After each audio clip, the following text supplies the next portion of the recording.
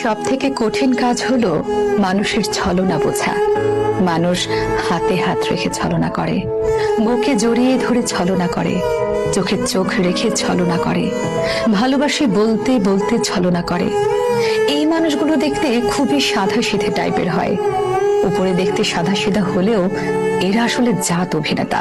একজনকে ভালোবাসে বলতে বলতে আরেকজনকে নিয়ে রেল লাইনে, পার্কে, হোটেলে ঘুরে বেড়ায়।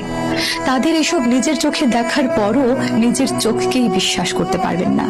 নিজেকে কুয়াশার ঘোরের মধ্যে মনে হবে, মেনে নিতে না চাইলেও ওটাই সত্যি।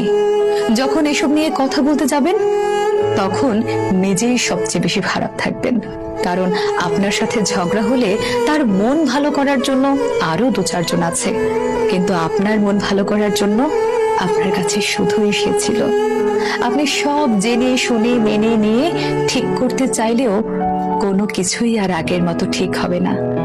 তার সাথে একটু কথা বলার তৃষ্ণায় রোজ পুড়ে ছারখার হবেন, কিন্তু তার কিছুই যায় আসবে না।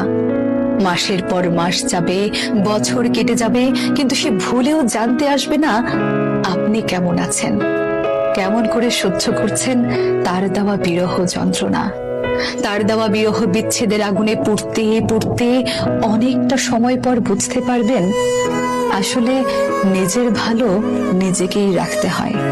কারো উপর নির্ভর হয়ে থাকলে শুধু জ্বলে পুড়ে ছারখার হতে হয়। তারপর একটা পর্যায়ে ভালো থাকা শিখে যাবেন, তখন আগের মতো আর কাউকে সহজে বিশ্বাস করতে পারবেন না। বিশ্বাসটা একেবারেই মরে যায়।